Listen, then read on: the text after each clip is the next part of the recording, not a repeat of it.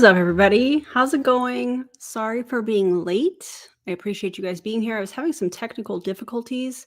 When I was clicking the go live button, it was saying, sorry, we can't do that right now. Try again in a few moments. And I was like, excuse me, what? So anyways, I apologize for being tardy. Before we get into today's video, let me run the disclaimer and I'll be right back.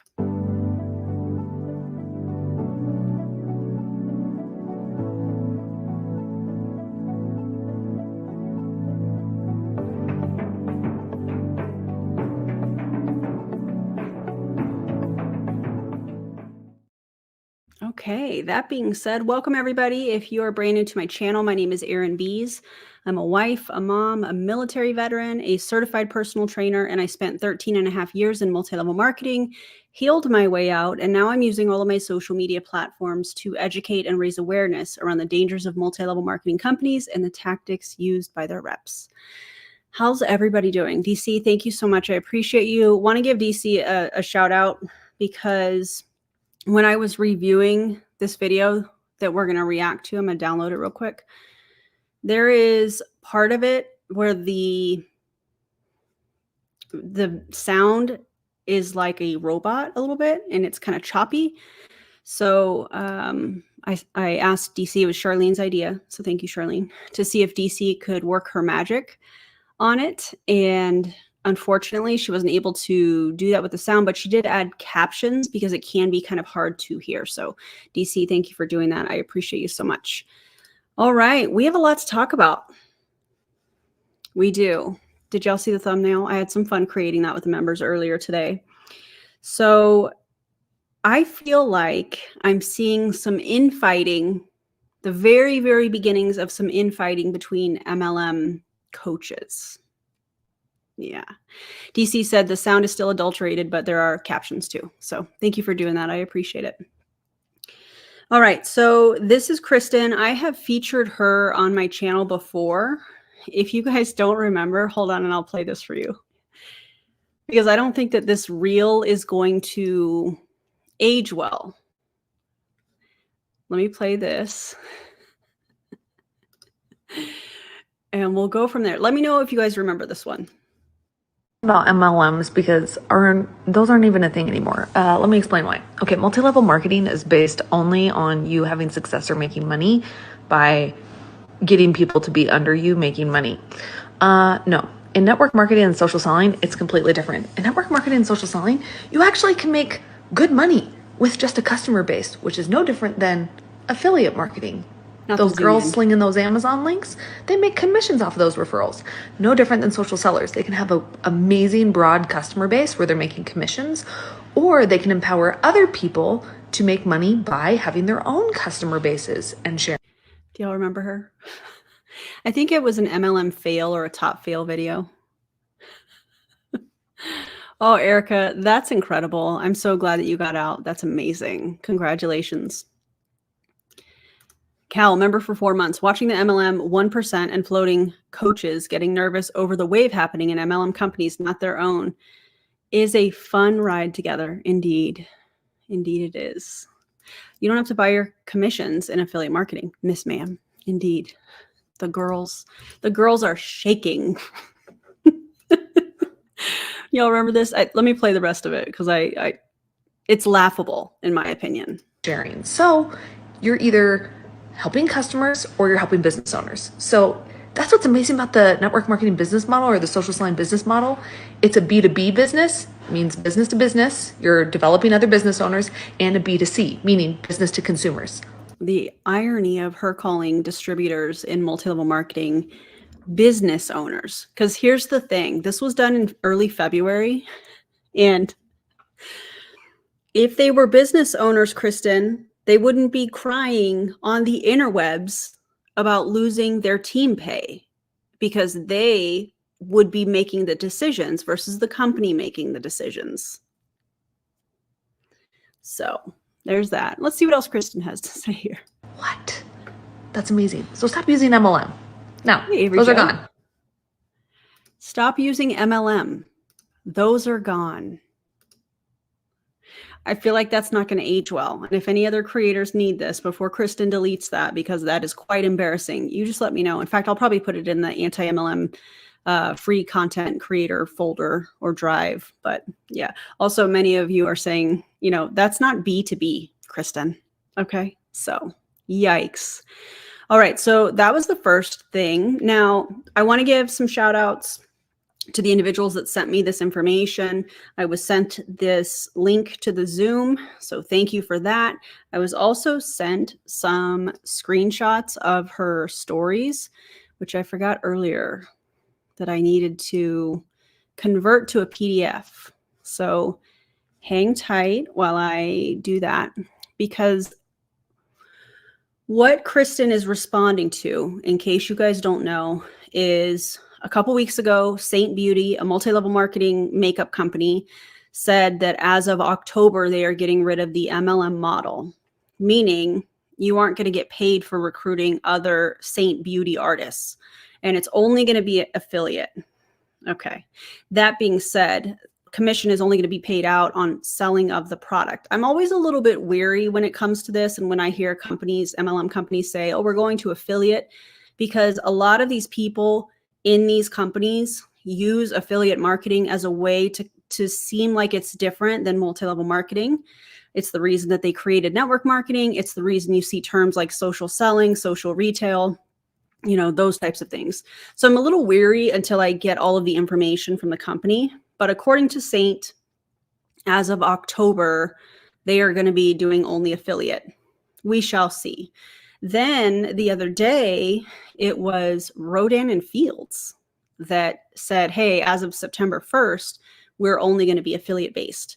So I find that really interesting. And this is what Kristen is responding to. Now, let's point out the obvious here. You have MLM coaches. You have the statistics behind this, or the success rate, if you will, being like 0.03% according to the FTC of people being successful in multi-level marketing, meaning over 99% of people are going to lose money or don't make any at all. You can look at these companies' income disclosure statements and you can make it specific to each company. But overall, from the FTC, over 99% of people lose money. So if you're an MLM coach in an industry that most people lose money in, what are you coaching people on? Because the comp plan is the comp plan. The numbers are the numbers. The house always wins. You know what I mean? And the house is the MLM, not the distributor. So if you're an MLM coach, that's kind of financially predatory, in my opinion. Yeah. So the other day, Colleen Nichols, aka No Shame Sales Game, put up a video. I do have a video coming out on that in the next week, hopefully on Friday, but in the next week. And she is using this as a way to tell her audience, I told you so. Oh, and by the way, use this code to get my course so that you can pivot into digital marketing and blah, blah, blah, blah. By the way, in that video, Colleen herself admits that she's been collecting a check from Rodan and Fields this entire time. And the thing that I find interesting as I was watching it and filming the video, I was like, wait, hang on a second. So is this from her having customers or is this from her having a team? And is she still working that? Is she still supporting these people that signed up under her? I'm not really sure. But in her video, she says, oh, well, I guess that check's going away. And if we know Rodan and Fields is getting rid of the MLM model where people are getting paid for having a team and for recruiting, and Colleen is saying, hey, I guess that's going away. That tells me that she was still getting paid off from Rodan and Fields off of her team, in my opinion. So yikes. In that video, which I will feature on a video here soon, Colleen is talking about how I told you guys I pivoted away from this, blah, blah, blah, and, use my code to get into my community that used to be the direct selling, whatever. I can't even remember what it's called, but now she sells digital products. And so Kristen, in her stories that I'm going to show you here in just a second, is responding to that. She's like, listen, this is not okay. Call them out. So first, let me get to the slides. I was running my mouth here and forgot that I needed to convert these. So that's essentially the backstory. So let me find Let me find the story. 1 second. I apologize for not being prepared ahead of time, you guys. Kristen put in her stories that she was going to be doing this industry generic call and give her perspective, and that she's not going to be selling anybody anything. And I don't know. I just don't think that that's what's happening. I'll be doing an industry-wide call to address what's happening in our industry tomorrow night. Details to follow. Where is this one? There's one specific story that I want to show you guys. And while I'm doing this, how is everybody's day?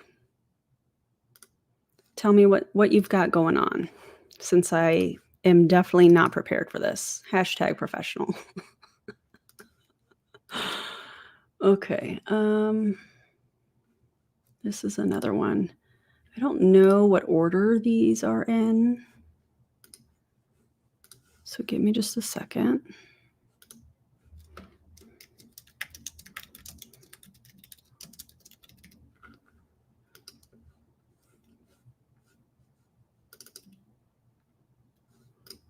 Almost there, guys. There was one where she talked about a shark, which is why I did the thumbnail the way that I did.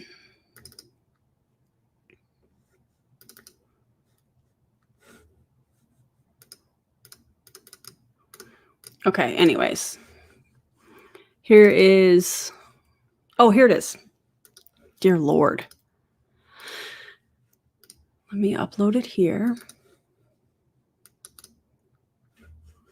Okay, this is her one of her stories that she's put in the last day or so. Why is it taking so long to process?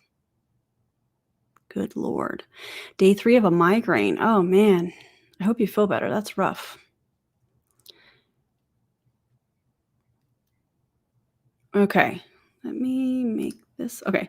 So she said, I'm going to go ahead and say it. Call out people who are acting like sharks right now. Hold them accountable. Let them know it's not okay. Fear is easier to sell than hope, because psychologically you are wired and conditioned to run away from pain more than you are towards desire. Oh, man. Oh, my God. Wait. Sarah Jean, you had a baby. Congratulations. That's so exciting. Haven't caught a live in a couple weeks because I had a baby. Now me and the 12-day-old Bean are listening. Well, give that little Bean a little snuggle for all of us. That is so cool. Congratulations. And I hope you're feeling well. All right, here's the other one. The other story.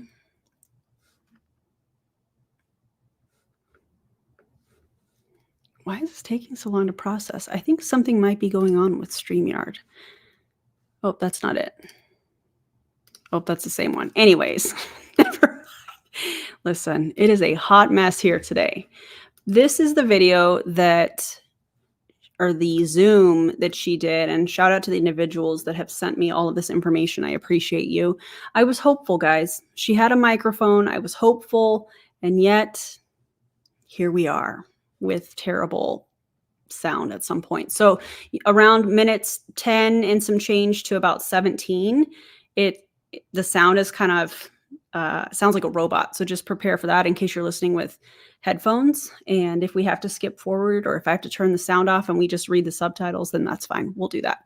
So anyways, let's see what Kristen has to say about these companies closing. And so far it's been Beauty Counter, it's been Saint Beauty, and also now Rodan and Fields. And I'd venture to say that there's probably more companies to come. But in the meantime, let's hear from Kristen. Choose to do this, but I am glad to be able to serve you in this way. I think at this time when you're probably feeling vulnerable, you have questions, you feel uncertain. So I'm going to wait just one more minute before I really kick this off, because I know a lot of people are joining and maybe you're getting your teams here. If you're not familiar with me, if you're not in my programs, I'm Kristen. Does anybody else feel like that is a pitch? If you're not familiar with me and you're not in my programs. Okay. Maybe it's just me. I don't know. Let me know. I'm a coach and trainer and speaker for the industry. I'm actually getting ready to do 2 large keynotes next week for a couple companies. And What so companies? it is my joy and delight and privilege to serve this industry that I believe is truly a transformational relationship-based industry. And I'm in many different types of business. And A transactional relationship. What did she say? Business? Absolutely not. I think it's all a pitch. Agreed, Melody. Okay. All right. You guys are feeling the same way. And feel free if you don't feel that same way, that's cool. it's funny. I don't think it's ironic that in the last maybe 8 months to a year, I've had a lot of people come up to me and be like, Kristen, why are you coaching network marketing? Have you considered coaching a different industry? Would you coach outside of the industry? Because I coach other people, like other businesses, like I do consulting and those things. And they're like, would you ever? And I'm just like, she can't even finish a sentence. Why is that a thing? I don't understand. Also, I think it'd be really important for her to say, I'm coaching these businesses in this industry and give examples. I think that would be relevant of, what she's doing here, or relevant to what she's doing here. If she is consulting with other businesses outside of MLM and that's being brought up by her, why not just give more information? I feel like these people in multi-level marketing companies and these MLM coaches are always so vague with what they're saying.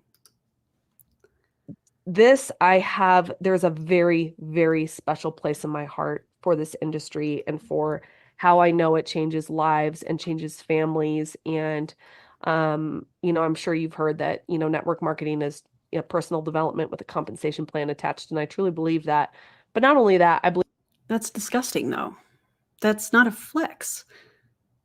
To think that somebody has to join a community of people built on transactional relationships in order to personally develop and then tie that personal development to a compensation plan. See, when I hear that, I think, well, I thought it was about the products. I thought it was about helping people become financially free, which we know does not happen unless you're in the top of the pyramid, the top percentage, top 0.03%, I believe, according to the FTC. I find that really interesting that it's not about the products. It's really about, it's the community. It's the personal development. Okay. network marketing is That's a good point too.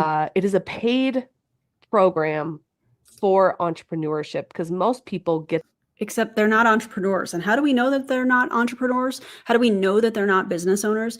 Because the company that they are contracted workers for has said, hey, we're getting rid of the part of the compensation plan or the business model that pays people for recruiting and having a team.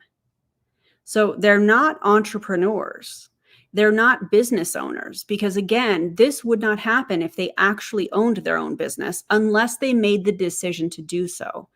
These people are not making the decision to do that. And that's why there's these highly emotional videos and things, on social media of people that are losing a substantial amount of their income because they have teams. And it's typically the top of the pyramid in the companies that have these large teams that are losing this income, that are posting these emotionally charged things when it's been built off of their team not making any money. They're not entrepreneurs.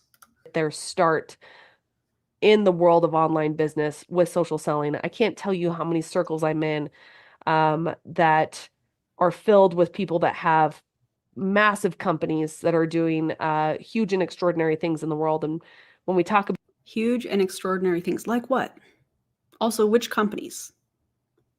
See, if you're going to bring stuff up, I feel like it's important to share the details because that would be relevant to this conversation that she's having on this Zoom. But no, she's going to continue to speak vaguely like they all do in multi-level marketing. About their beginnings, almost all of, I would say probably 70% of people were like, oh yeah, I got my start in network marketing. I love network marketing. 70%? Where does that statistic come from? I'd love to see your source on that. I don't know if you know that Ed Milet used to be in network marketing. See, you're wrong here, Kristen, because he's currently in World Financial Group. He has a founding member position there and just recently spoke. So he didn't used to be. He's currently in World Financial Group, excuse me. So weird. Pete Vargas used to be in network marketing. So many people started in network marketing because I believe network marketing is the ultimate gateway to realizing your potential in life. And some people, I think people can realize their potential in life without being part of a product-based pyramid scheme that is designed to prey on, not prey, like prey, P-R-E-Y, on people financially, on their sense of self, on the way that they communicate, on their relationships. I think that you can, realize your potential probably quicker, honestly, if you're not part of multi-level marketing. take the network marketing vehicle all the way to becoming a 7-figure earner in their company. And how many 7-figure earners were in Rodan and Fields? And how many 7-figure earners were in Saint Beauty? And how many 7-figure earners were in Beauty Counter? Because I bet it's a very, very small percentage of people in that company, in those companies. So she's dangling the carrot of hope here. Like, listen, network marketing can take you all the way to the top. Well, if you get in, when the company's new, if you have a large following, which is why a lot of these people in MLM are being taught to go after influencers. I think I put in the last MLM fails, there was somebody that was like, hey, she was in Amari. If you want to try Happy Juice and you have over 10,000 followers, let me know and I'll send you some free Happy Juice, which is actually 3 different products from Amari, and it's ridiculous. I cannot stand that company. Anyways, why do you think that person was trying to target people with over 10,000 followers? Oh, so that they can market and probably sell and recruit to their audience of over 10,000 followers. So weird, it can take you all the way to the top. It can take you all the way to the top of the comp plan, the top of the company. Really? How many have done that, Kristen? Did you do that in whatever company you were a part of? Did you start in network marketing? I don't know anything about her backstory, but I bet she was not in the top 7-figure earner for whatever company she was a part of. If she was a part of it, I'm not really sure. Some people take it to, fund and start their next investment. Some people are like, oh, I got my network marketing nest egg here. And then I took that money and I invested it into some real estate. And now we have VRBOs, or now we rent out a mobile home park. It's like, there's so much. And that income came from that person's team. Off of their team, more than likely, in my opinion, buying the products from the endless chain of multi-level marketing. And they're bragging about what they're doing in their life. They're bragging about, finances, and they're bragging about, all of this stuff that she's talking about here. And the majority of their income is off of their team. I hope that person, whoever she's talking about, if she's talking about somebody specifically, I hope that person has thanked their team for the money that their team has spent in order for them to have that lifestyle as the top of the pyramid. Opportunity in the network marketing business model. And, while you feel shaken right now, here's a couple things I want to do in our time together. Is one, thanks, Avery Joe. I'm not here to, come down on things, get angry, add to the rhetoric. I think you've had enough of that. And I imagine your nervous system is shot, taking in so many feelings from the collective as a whole. And to be completely honest with you, I had a call with my therapist just a couple hours ago. And I just told her, I was like, dang, I just feel like I'm taking on everyone's feelings right now. And, we talked about that, and you might feel it too. It's just like, gosh, I just feel so heavy. There's so much going on, and there's a lot going on in the world. And then we've had, 3 relatively big name companies, kind of surprise and shake up the industry with some decisions that they've made. So I just hate that she's bringing the other things that are happening in the world outside of multi-level marketing into this conversation. It just feels, I don't want to say trauma dumping, because I don't think that that's correct, but it feels like she's trying to lump in all these emotional things to try and manipulate her audience. Oh, people are coming to me. Well, Kristen, you're an MLM coach. So yeah, they're coming to you. Also, you're not angry and you're not having all of these feelings. I bet you are. I bet you are, because here's the thing. If MLMs go away, she loses clients. Who is she going to coach then? Oh, these businesses that she's been super vague about, that she's consulting for, that she didn't give any specifics on. That's interesting. What I want to do is I want to offer some perspective. I want to give you your belief back. I want to remind you of what is still possible while still being true. I'm not going to sit here and be like, and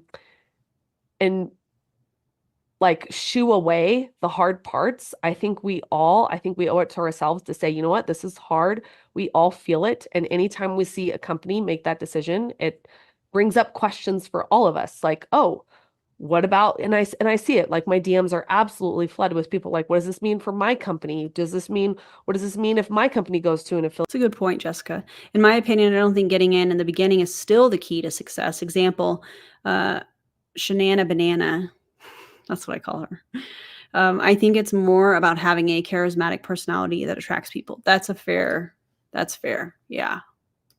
Is this happening for the rest of us? And then I'm seeing a lot of rhetoric out there. Like I'm seeing people post like 3 down, 15 more to go, and only a couple more standing. I'm like, I'm sorry. Like what kind of insider information do you have? They don't.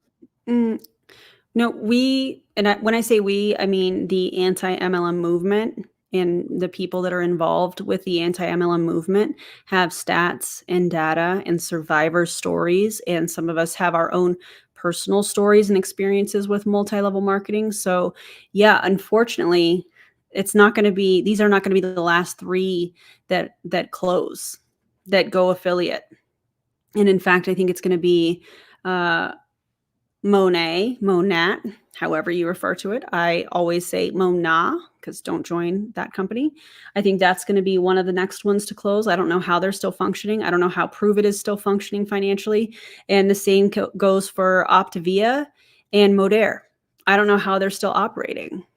I have no idea. So I think that those will be next. Although I think Prove It is going to put out another course, because that was a quick influx of revenue that they didn't have to ship anything. So high profit. And unfortunately, there's people in that company that are going to think that that certification course that they're putting out, that they're certifying themselves, meaning Prove It, will actually mean something in the real world. And it doesn't. It's just a cash grab that I have seen Prove It do time and time again. So I think those are the companies that are definitely going to be at some point soon either closing their doors altogether or trying to do something affiliate so that they don't have to have these big payouts to the top of the pyramid in their companies. It's just rhetoric. Paparazzi too, yeah. So here's what I want to say. What does this mean for the industry as a whole? If you're asking that question, what it means is that the industry, I believe, is being forced to evolve and be modern and competitive and relevant with the overall influencer-based economy. I'm sorry. Nothing about multi-level marketing companies is relevant, in my opinion. In fact, I think people are so sick to death of multi-level marketing. I think people are sick of the income claims, the health claims, the lifestyle claims, the medical claims. I think people are sick to death of it. And now, because the anti-MLM movement has become so large and so loud, that we're picking up on things and educating people as a whole, as a movement, when something new comes out or when they change languages. And I don't mean like languages like English or Spanish. I mean, they're cult-like languages. When they're using new terms to try and disguise what they're a part of, we are quick on it. We figure it out very quickly and we educate people. So I think that it's not necessarily the MLM industry evolving. I think it's the MLM industry crumbling, because nobody is I shouldn't say nobody. People are not wanting to participate in it as much as they have in the past, because there's so much education and awareness out there thanks to the anti-MLM movement. So it's an interesting take, Kristen. Now, does that mean that network marketing is going away and team building is going away? I don't believe it's going away for the foreseeable future. I don't think that is going to age well, because I think that, just like I've said before, there's going to be lots of companies that end up going affiliate to not have to pay those big checks to the people in the top of the pyramid. So I don't think that's going to age well, Kristen. Kind of like your reel from February that I played at the beginning of this did not age well at all. Do I believe we might still see a few companies make a pivot? A few? Maybe. I can't say for sure one way or the other. And I don't say that to alarm you. I'm going to speak to that so that you're not freaked out in hearing that. So people in MLM should be freaked out. They should be freaked out. Here's why. They have been told that they are business owners. They have been told that they're entrepreneurs. They have been told that they're their own boss and they can do what they want. Meanwhile, being held to very strict policies and procedures. Meanwhile, signing an agreement that some of them, depending on the company, can lose their social media platform that they have built over however many years should they join another multi-level marketing company thinking the grass is greener on the other side. The grass is dead when it comes to multi-level marketing companies. So people should be freaked out. And if you're watching this and you're a part of a multi-level marketing company and you're thinking to yourself, oh, thank goodness it wasn't my company, your company very well could be next. No MLM company is safe when it comes to this. None of them, in my opinion. Y'all could let me know in the comments what y'all think about that. But I don't think any MLM company is safe. I don't think anybody in an MLM company is safe because they can do this very same thing that we have seen this year alone, 3 companies do. And in the end of last year, I think last year was when Beauty Counter did their thing. But yeah, these MLM companies can do whatever they want, whenever they want to. And we've seen it from Advocare. I mean, we could go through a whole list of companies. They can do what they want when they want to, which means if you're in an MLM, you are not your own boss. You are not an entrepreneur. You are not a business owner. Otherwise, you would be the one making the decisions that these companies are making for you. So I think there's a couple things happening. One, the industry is evolving. And, it's becoming more competitive with how people are buying in the online space today. I also believe we're dealing with a little bit of a market correction from the hyper growth we experienced in 2020 to 2022. I think it's disgusting that she calls this marketing correction. Or market correction, excuse me, because the reason that a lot of these companies recruited the way that they did in 2020 during the panini is because they were preying on people's vulnerabilities. People were in some of the darkest times of their life without work, being laid off, and not knowing how they were going to be able to keep food on the table and function and get through life. And the answer was to recruit them into a multi-level marketing company with an over 99% fail rate. That was the solution. Meanwhile, they were encouraged, like Prove It did, the $1 Keto Club. Well, you can join for $1, but then, oh, now you got to order these products too. It was deceptive. It was predatory. And that definitely was one of the many red flags that I had amongst Prove It trying to sell hand sanitizer and Tide pens and all kinds of ridiculous cash grabs at that point, while really encouraging people to recruit this Keto Dollar Club. And you still had to buy products. It was absolutely ridiculous. So the fact that she's calling this a market correction, okay, Kristen, that's embarrassing. And a lot of times that there's a market correction that happens after a super inflated or rapid growth. So I think we're dealing with a little bit of a market correction right now. And okay, but here's the thing. If it were a market correction, would the numbers be lower for some of these companies? Or would it be a little bit higher than it was? Meaning, if the numbers were higher, and Charlene has a phenomenal reel. If you guys want to check that out, Charlene, if you want to put the link in the comments, where she is comparing the numbers from Monet's income disclosure statement. And I don't remember the years, but they're several years apart. And so if Kristen is saying, oh, well, this is market correction, why are some of the numbers from these companies lower than what was supposed to be the highest point after the panini? That doesn't make any sense. I hope that makes sense how I'm saying that. Very much so. I kind of liken it to the housing bubble burst in 2008. It's just like were we making decisions when things were like flashy and fast and fun? And like, I've been talking about sustainability for a really long time, and there is a way to show up sustainably in this business model. What? Nothing about multi-level marketing is sustainable. And you're an MLM coach. That's embarrassing. That ensures that you are okay no matter what is happening in this industry. That's always been my heart. My heart has always been like, well, how can I equip people with tools that stay sustainable and evergreen so that when there's market volatility, which is normal in any economy, normal in any business, that the bumps are less bumpy. The ups are less scary, the lows are less, or the ups are less intense, the lows are less intense. It's kind of like if you can become somebody who rides out the volatility and is less shaken, you truly have a sustainable business. So it's really, I think we're A sustainable business when they're not business owners. figuring out, and I think companies are having to figure out what is sustainable, what makes sense for our field. And you know, I'm not going to pretend to know what happened with Rodan and Fields or Saint or Beauty Counter. I think there are 3 different things that went on with each company. I think there is probably a coincidence that it was that they all happened to be in beauty, but Is it a coincidence or is it a pattern? If we look at all the companies that either closed or are now going affiliate, and these 3 things that she doesn't necessarily mention, do all of those companies have those 3 things? Because I would say that that's probably a pattern at that point, not a coincidence. So weird.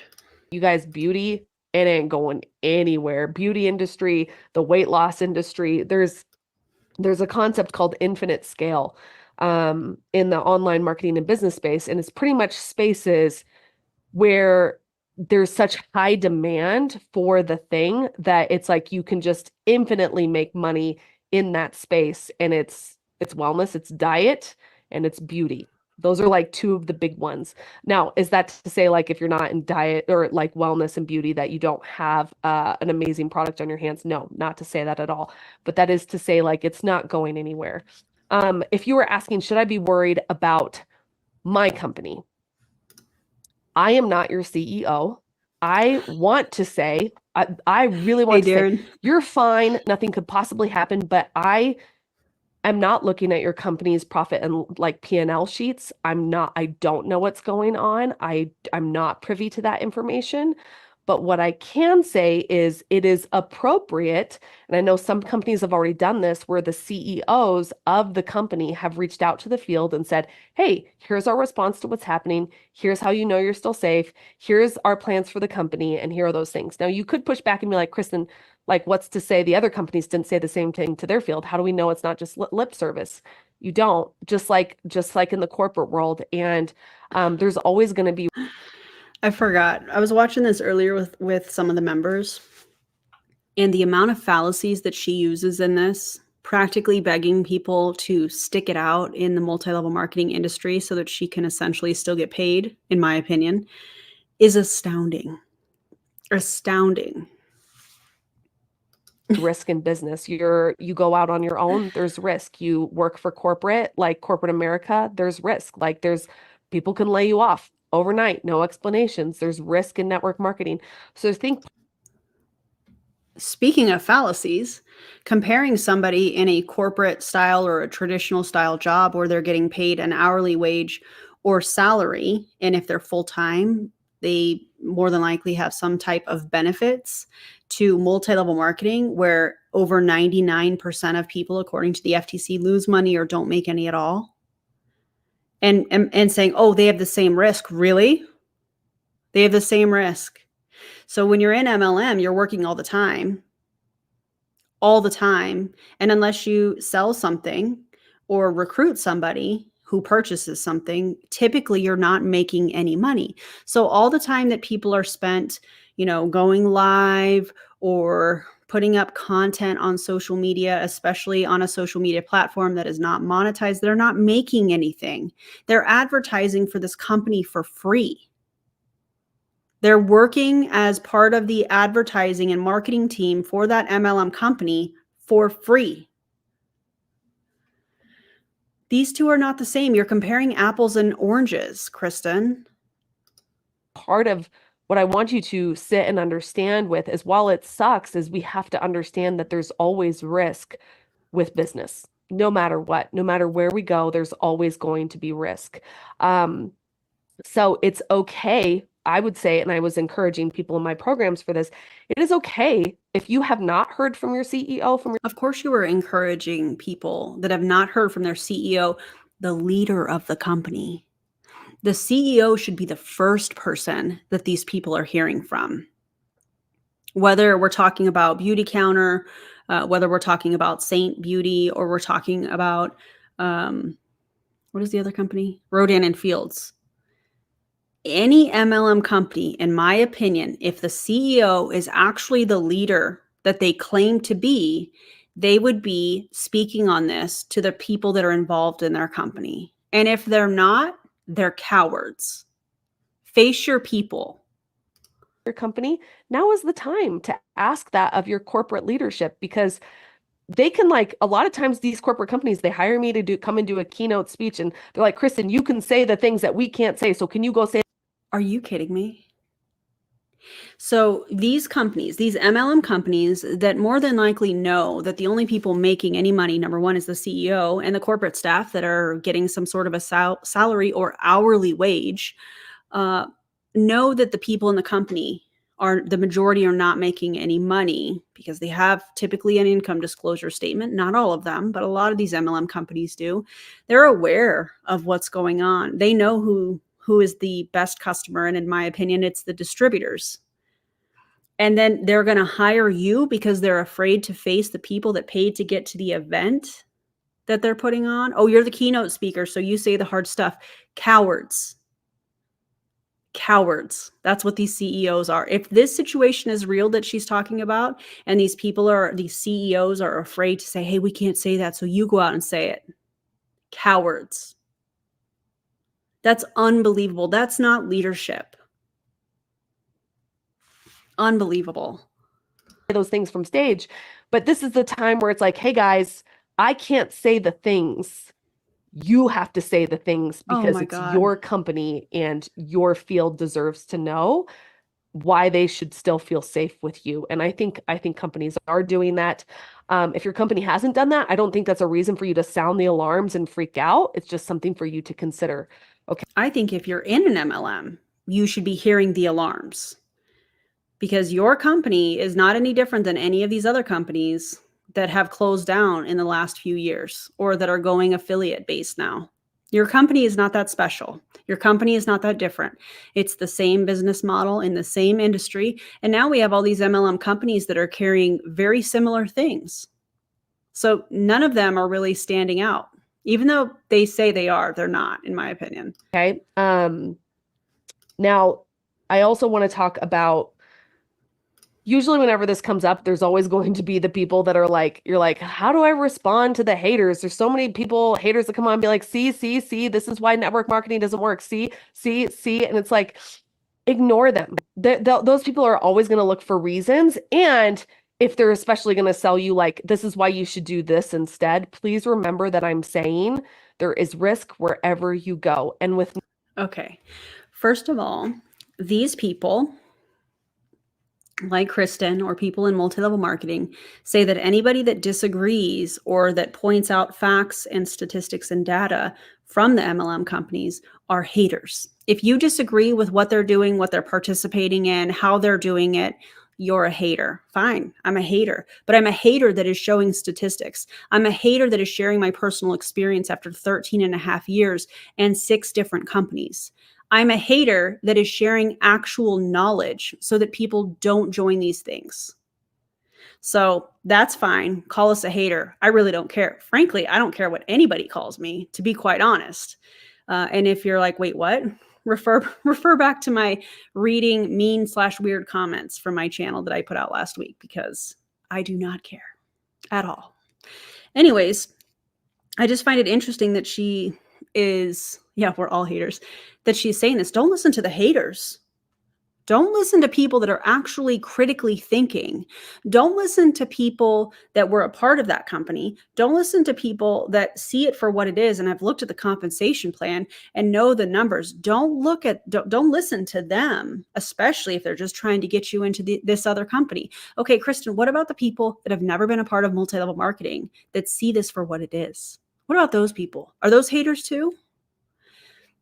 That's interesting. Network marketing, even with network marketing, you have something called the opportunity to really have the lifetime value per customer that you acquire. Understanding that somebody who buys a product from you month after month after month after month after month is far. This is where the sound gets a little bit weird. It clears up in a few minutes. So if I need to turn the sound off and I'll put some music on or something and we can react. Or we can, read the subtitles or whatever. Let me know if you have headphones on and you need to turn it up or whatnot, turn it down. This is where the sound gets a little bit weird. So again, thank you, DC, for putting these captions on this video to make that a little bit easier for us to all watch it and read it. I appreciate you so much. Far more valuable to you and your business and the sustainability of that business than somebody who buys from you one digital thing at a time. Like they buy it once and that's all you get from them. It's short term. Now, unless you're putting out multiple courses, right? You're not just putting out one course. You're not putting out one class or whatever, right? This is her trying to villainize digital courses. Why do I think she's doing this? Because that's what Colleen does. Colleen teaches people how to do, allegedly, digital courses, selling digital courses, selling digital products online. So this is her trying to say, don't listen to this person. Why? Because she wants you to pay her as an MLM coach. She wants you to stay in multi-level marketing so that you continue to pay her and buy her courses. The girls are fighting, I feel like. Just my opinion. Y'all let me know what you think. Okay to diversify your income. Absolutely. I'm always going to say it's important to diversify your income. This is actually better than the original, DC. The sound is better. So I don't know what you did, but I appreciate it. And if you want to build your own little digital training about how to be, how to self-care for moms of toddlers, go for it. That's a way to add value to your audience and monetize your earnings. Of course, be mindful of your company agreements, but those things and that right there is a perfect illustration of you are not a business owner in multi-level marketing. Be aware of your agreements. So the MLM company is saying, these are the things that you can do. These are the things that you can't do. Here's what you can say on social media. Here's what you can't say on social media. You agree to it, you sign it, you date it. That's not typically what somebody does as a business owner, as an entrepreneur. They're typically the ones that are creating that contract for whoever's going to be working with them. So thank you for that illustration. It's I just really want you to understand the lifetime value per customer. Now, some of you might be like, okay, how can I protect myself? What if this was to happen to me? How do I protect my business, protect myself? I'm going to talk about the 3 assets that you can have that no company and no corporate, no one can touch. You ready? These are the most valuable assets. Your email list, leads that you own. I train on email marketing to my students, and that's why I don't. There's another plug. How to Build Your Email List by Kristen. Another plug, buy my thing. Oh, you're going through a hard time? Your company closed? You're scared? Buy my thing. Let's start building your email list now. You guys are fine. You learn email marketing. An email list, your personal brand. This is why I tell people, don't be known as the shampoo girl. Don't be known as the oil girl. Don't be known as the shake and supplement dude. Be known for how you serve and who you serve. And do you guys want me to just mute this part and we'll just read the comments? Because I can do this. Hold on. This might be kind of fun because the sound is wild. Where is it? Here it is. Here we go. And you have a bulletproof personal brand. You're able to make the habit of it's overnight. Because people aren't coming to you because they're like, I come to you because I sell oils, or because I can't even read this, it's too fast. All these details. I could be here all day. Please. They're more like my consumers, far more of a personal brand, right? Okay, but see, here's the thing. It's not a personal brand because you are selling another company's product, signing the agreement, signing the distributor, signing the policies and procedures, signing off on all of that stuff. So you're not really building a brand. I would say that you're cosplaying building a brand while also cosplaying being a business owner. So yeah. This is why I include the word influence, where it can sell all kinds of things like those world leaders are. See, but here's the thing, in multi-level marketing, because of the policies, there are companies that do not allow you to sell anything else.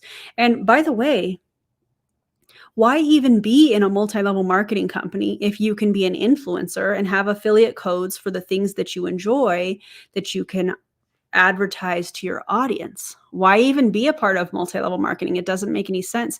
And the fact that she's trying to say, be like influencers. Okay, well, why be like influencers repping a multi-level marketing company if you could just go be an influencer and find something that you love and actually build your brand? Oh, because she doesn't get paid off of that. Got it.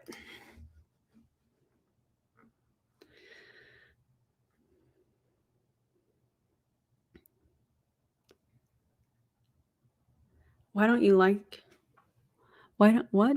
Talking about your personal brand, blah, blah, blah, makes you a little bit more marketable. No, it's just a little bit more deceptive. Hey, I'm an influencer, and you go to their link tree and they're a part of a multi-level marketing company. That's embarrassing. No.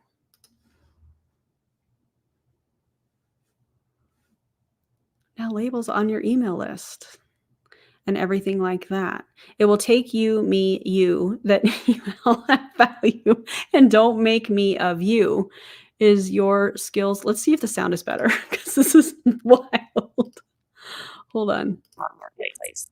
In that network, you learn selling, you learn marketing, you learn content creation, you learn customer service, you become a master. Like you learn all the business skills. So that, and this is why people think like, if not networking, they would just there all night, which is that's not even all in why. I wouldn't be worried for any of you. The sound is terrible. So basically she's saying that with her programs, she teaches people how to sell. She teaches people how to build their brand, how to build their email list, and also customer service. Yeah, the sound is wild. I apologize for that. I don't know why it's like that. It is what it is. So I'm just going to keep her muted. We'll see what we can do with captions. And then around the 17-minute mark, which is like 3 more minutes, it should get better. But in the meantime, because of the thumbnail, see what I did there? To the online marketplace and making money. You know how to connect with people. Not talking about brand understanding. Every 100 people that come on to your platform and sell to them. You will never, ever be how to create a lifelong before anybody knows how to help. Oh, yeah.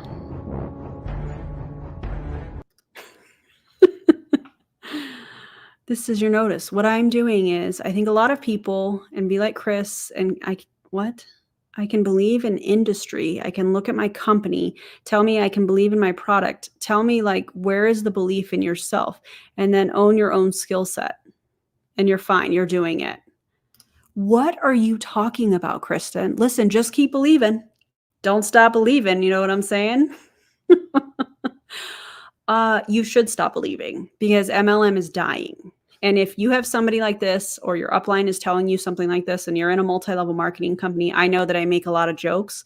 This should be a giant red flag, all joking aside.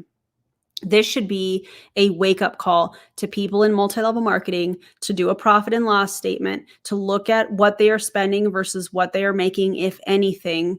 Look at the time that you are spending doing that every single day and ask yourself if that is even worth it. You can believe in a brand, you can love a product, but is it worthy of your time and not making any money off of it?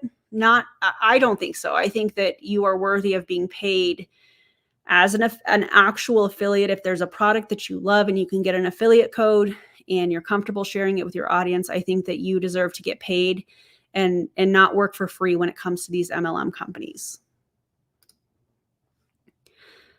Oh man.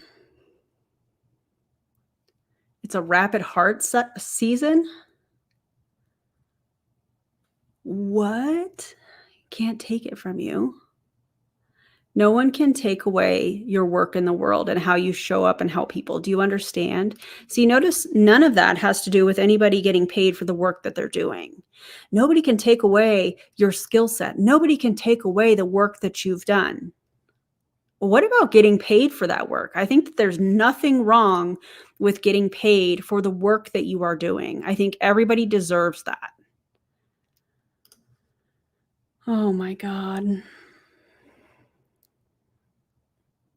Believe in yourself. Oh my God. Believe in yourself. Let me just say this. Believe in yourself enough to know that if you leave a multi-level marketing company, you can find a way to make income, the extra income, or whatever it is that you're trying to do by joining the multi-level marketing company. You can do that on your own. You can. In fact, I'm going to message Dr. Pepper on Instagram because, right, it makes sense. So I'm going to see if I can do something. I don't know. That makes me nervous. But anyways, believe in yourself that you can do it without being a part of a multi-level marketing company. Yeah, please stay culted is what she's saying. Yeah. Oh my God. I wish I could hire everybody. But there have been people that haven't come to work for me because of the marketplace skills. And I'm like, you are now a valuable asset that my company sees as valuable. What? We will hire you because of how you've learned to work in this space. Like, there it is. So there's so much for you here. So a lot for you. And so it's like, I think I want to bring it back to like, trust yourself instead of being like, I will only feel confident if my company tells me I can feel confident, or only feel confident if my upline tells me I can feel confident, or only feel confident if what's happening in the economy and the interest rates tell me I can feel confident. I'll tell you something right now. There's a lot of talk.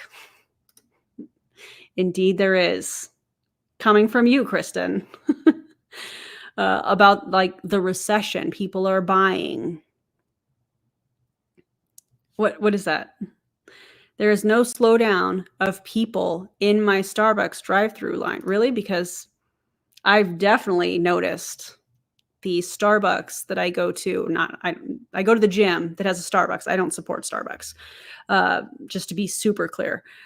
But the drive-through line is not as busy as it used to be, which I think is fantastic.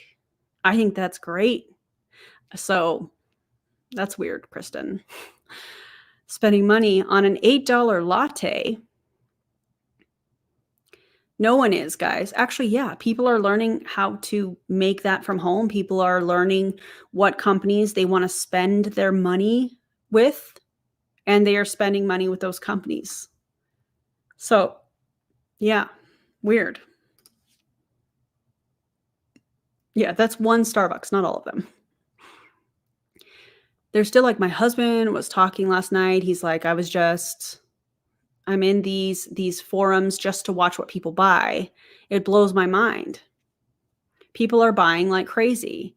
Now you might be asking, okay, but they're not buying from me. Tell you what's happening right now. People are buying things that they perceive as valuable to them. Like, it's not about luxury or essential. It's about, how does this make me feel about myself? Are you kidding me? In a time where people are struggling with the cost of groceries, the cost of just life in general, rent. Oh, it's not about luxury or essentials. Yes, it is about essentials. For so many people, your privilege is showing, Kristen. For so many people, it is about struggling to pay for the essentials, for the things that they need to get through their day, to include food. What? Do I value this? And I think they want a good experience. So I think the bar in like the quality and the standard of what they purchase has raised. They're still willing to buy. However, their expectations behind the purchase, they're like, no, you have to tell me why this is good quality, why it's worth my investment. And if you can sell me on that, it's not on the price, what everybody's caught up on. Like, it's the price, it's their perception of value. Because if that was the case, nobody would buy an $8 latte. This is such a weak example. This is such a ridiculous example. Also, pause story. We haven't done a pause story on my lives in quite some time. So, let's have some fun. Caption this pause story. Listen, so many people are struggling right now, just getting through the day for so many reasons. And the fact that she's like, people want this experience and people, they're still buying like crazy. Well, people are buying what they need and what they can afford. And the privilege of all of this is absolutely vile. It's freaking delusional and I hate it so much. Yeah, it is the price. I agree. Not everybody buys on value. Some people do buy based solely on price. Absolutely. Andy Swebb. Wow, that went over everyone's head. Okay, I have no idea why Aaron has to read the subtitles. I literally just joined, but I live for it. I'd rather hear Aaron. You know what, Lawrence? Thank you so much. I appreciate you. So the sound is funny, and that's why I'm reading the subtitles that DC was gracious enough to add. And here shortly, I think the sound should be a little bit better, although I am enjoying reading the subtitles, and I'm glad you guys are too. So thank you for that. But yeah, I'll check that here in just a second. Oh, look, the consequences of our industry's actions coming to bite us. Oh my God. Little do they know, I just had an $8 iced latte this morning from the money I'm making off of them. You know what? That's a good pause story.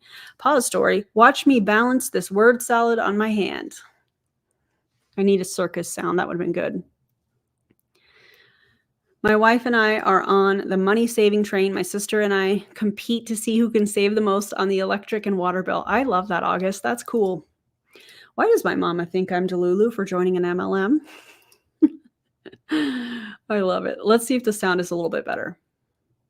Price is ridiculous, but the value to me of driving through in my car and seeing my barista and them making my drink that I could probably make at home with my own fancy, expensive espresso machine. There's something about see the privilege in that. With my own fancy espresso machine, clearly this person, I feel like, has never struggled with money and made instant coffee because that was the only thing that she could afford. This example is so weak, Kristen, and I hope you see this. I hope you see this video. the ice clinking where I'm getting all my dopamine and I'm like, this is $8 of dopamine. Perfect. Right? It's like, you guys, you just have to figure out, how can I make my product how can I speak about this in a way that their perception of value of the thing gives them what they want? Does it make them feel better? Does it increase their perception of value, not the actual value in what you're selling? Does she hear herself? It either brings value to people or it doesn't. The perception, listen, guys, I don't even have an example. I was trying to come up with an example. I don't even have an example of how you could try to fool people with the perception of something being valuable. It's either valuable or it's not. What? their enjoyment of life? Does it, you guys, people are making stress purchases right now. You know why people are buying $8 lattes? Because they're depressed what they're watching on the news. Are you kidding? And what about the people that don't have money to spend? What demographic are you talking about, Kristen? You know why people are buying books left and right is because they're like, I don't want to deal with my reality, so I'm going to buy a $30 novel. It's the privilege is unbelievable. There's also people that go to the library because they don't want to buy a $30 book or can't afford to buy a $30 novel. like, trust me, people are reaching into their wallet, but you have got to stop believing everybody's hurting right now and buying into, I'm going to call it the chicken little messaging we see everywhere. The sky is falling, the economy is dying, nobody has belief anymore. And that's reality. Are you suggesting that these people in MLM, in an industry where people are not making any money, the majority of them, or losing money, literally paying to be a part of the company, are you suggesting to them to not believe the state of the economy? Oh, if you believe that, that's reality. This is reality. What is going on? This is infuriating. Listen, if you believe that you don't have the money to spend on an $8 latte, you have a broke mindset. What? That's the reality. People can barely afford to live, to provide themselves with housing, put food on the table. What are you talking about? This is so tone deaf. all of these things. And I'm like, great, if you believe that, that's what you're going to create. All right. So while I'm on that note, that wasn't even in my notes. If you believe that, you're going to create more of that. So somebody that doesn't have any money, that is struggling to get by because of whatever circumstances, because that's their reality, they're going to create more of that. This is giving, bad thing. No, let me back up. I'm not going to say that. This is disgusting, what she is implying here, and I do not like it. But that's also why I want to tell you, if you're like, where's network marketing going? Absolutely nowhere, in the sense of like, it's team, there's going to be the team building component, I believe, is going to stay for the foreseeable future. Why? Because teams always move larger volumes of product than an individual ever can. And why is that? Could it be the endless chain? Could that be a very example of the endless chain? Because if you have a team of, let's say, 100 people that are all buying a product from a company a month, that's revenue. That's endless chain. That's what that is. So weird example, I guess. Thank you for that example, because you're proving exactly what the anti-MLM movement is talking about, that the distributors are the best customers. But yikes. They're going to move more product. Yeah, because they're buying it. Because that's not backed up. What she's saying is not being backed up by income disclosure statements or statistics and data from the Federal Trade Commission. Wow. Also, I don't think that's going to age well. Network marketing is not going anywhere. And then notice how she started to stutter. Now, why is that, Kristen? Is it because you know exactly what's going on and you're just trying to save your paycheck?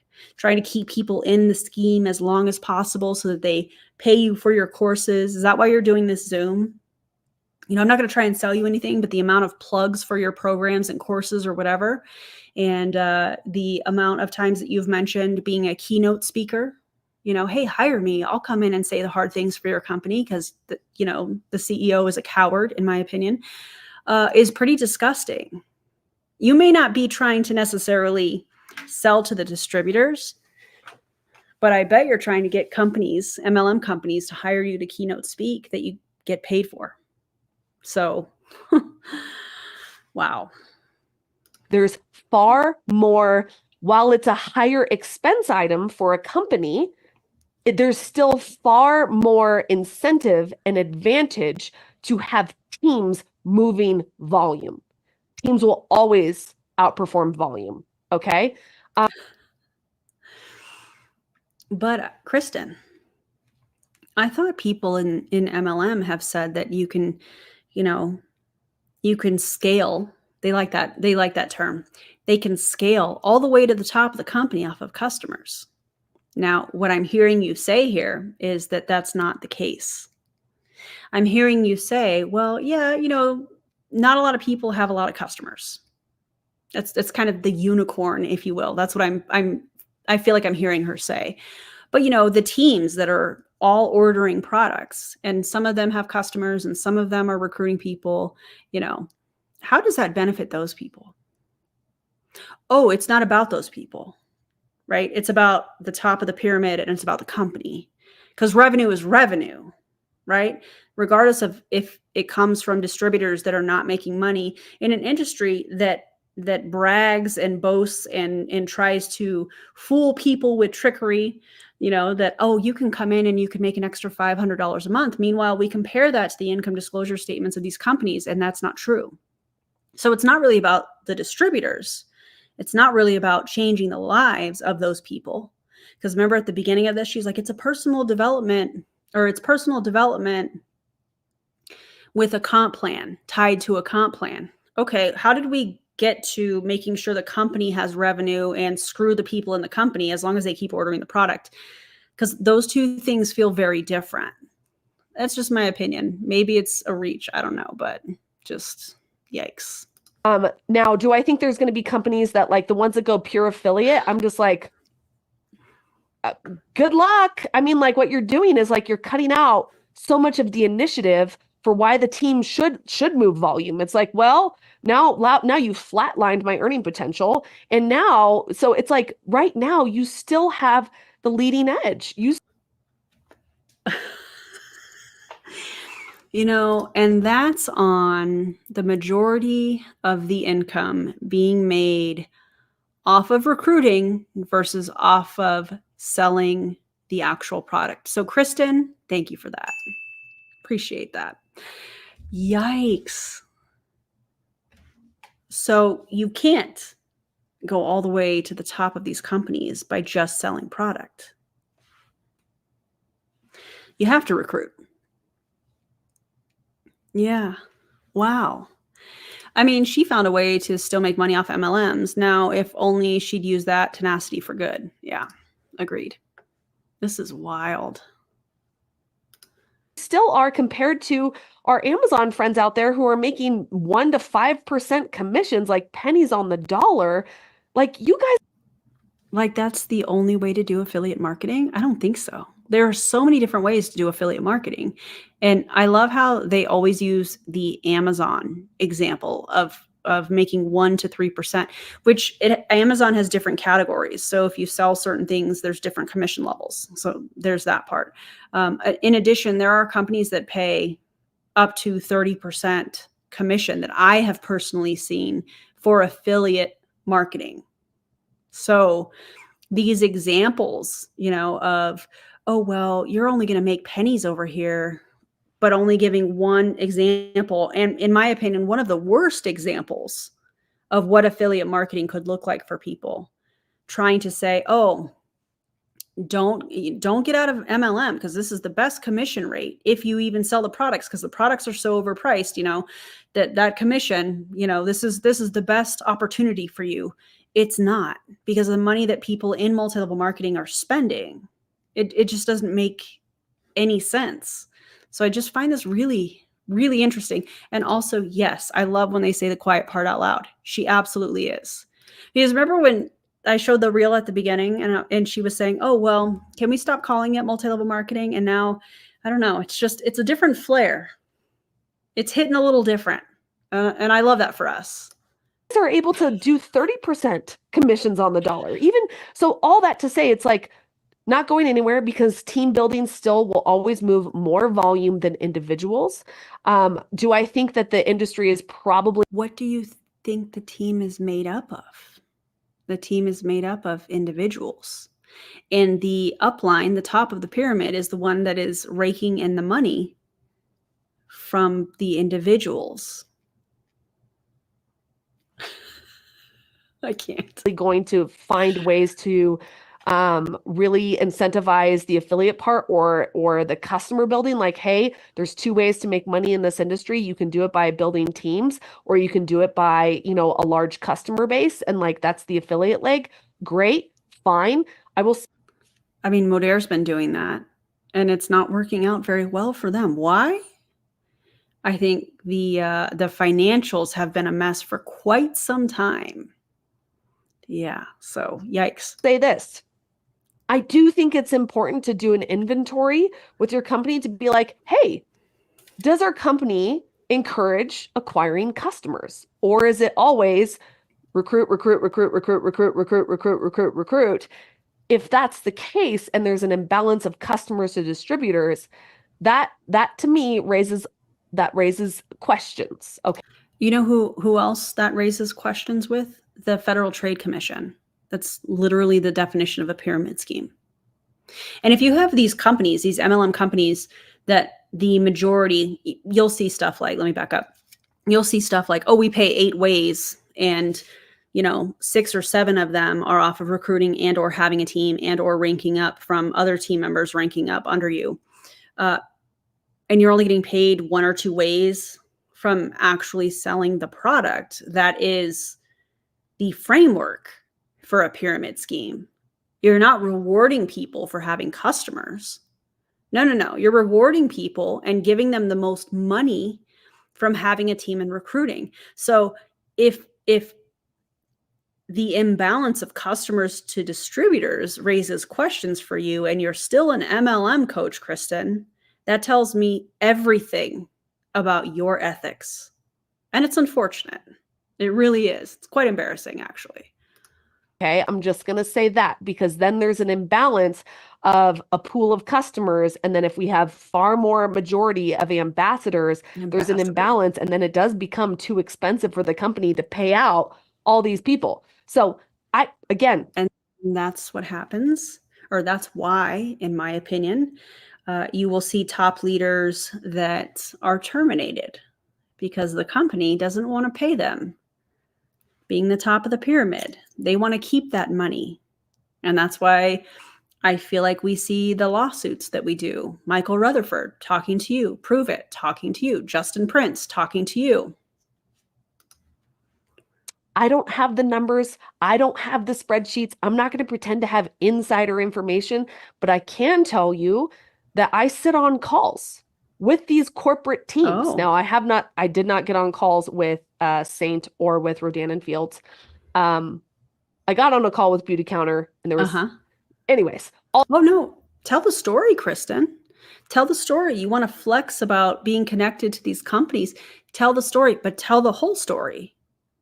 We'll wait. Just kidding. We're not going to wait because she's not going to tell it. But, weird flex. Tell the story. Or did you sign an NDA? All that to say, when I meet with these corporate companies who ask me to speak, they care deeply about the field. They care deeply about their team. I'm sorry. If they care deeply about the field, they wouldn't be a multi-level marketing company. Period. And they care deeply about the legacy of their companies. And so I think the majority, we're not going to see much change. Now, if you're like, all right, Okay. Kristen, but what if? Like, if there's still that part of your brain that's like, what if? Or maybe you've just lost trust. Like, I want to hold space for you if you're like, but Kristen, are you holding space for them, or are you holding space for yourself, hoping they continue to buy your programs? Because this feels very self-serving to me. How do I trust again? How do I do this again? And I could say, you don't have to if you don't want to. If your trust is broken, okay. But then I'll ask, what's plan B for you? None of your business. It is none of your business what somebody's plan B is if they're getting out of multi-level marketing. And what other options are, like, Where is a place that will have zero risk for you, zero chance of failure, zero chance of it falling apart? That's fear mongering what you're doing here. Because remember, you just said earlier, everything has a risk. So you're trying to create this scenario where, like, listen, you might as well stick it out. This feels very much like the sunk cost fallacy. Listen, you're already here. You might as well ride it out, because what else are you going to find that has zero risk? Well, everything in life has risk. And she just said that earlier. So you're fear mongering people, in my opinion, using some version of a fallacy to try and keep them into multi-level marketing, because you're hoping they pay you for your courses or continue to pay for your coaching. And it's a dying industry. Wow. There is no such place. And I understand. Like, I think it's fair to hold space for people that feel like, I feel like the rug was pulled out from under me and I don't quite know how to move forward. And I think the best thing you can do for yourself is holding space for yourself. But I think the best thing that people that are in St. Beauty or Rodan and Fields can do is to pause and get off of social media and look at their numbers and look at their information, look at what they've spent, look at what they've made, if anything, and really go through the numbers, go through the data, and ask themselves, has this been worth it? Has it been worth it? Because what happens when these companies close or these companies go to an affiliate model, you have all of these vultures. You have all of these people that are posting, whether it's in the comments of somebody sharing their emotionally charged response to their company closing, or you have them putting up posts, my heart goes out to all of the people that are a part of Rodan and Fields. The only reason they're doing that and attaching specific hashtags is because they're trying to recruit the people that just had the rug pulled out from under them. They are nothing but vultures. They are disgusting.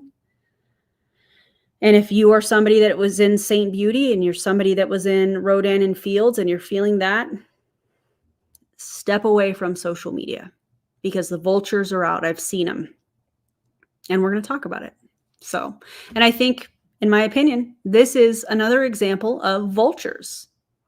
Kristen here, an MLM coach that is trying to convince you to stay in multi-level marketing when these companies can close at any time.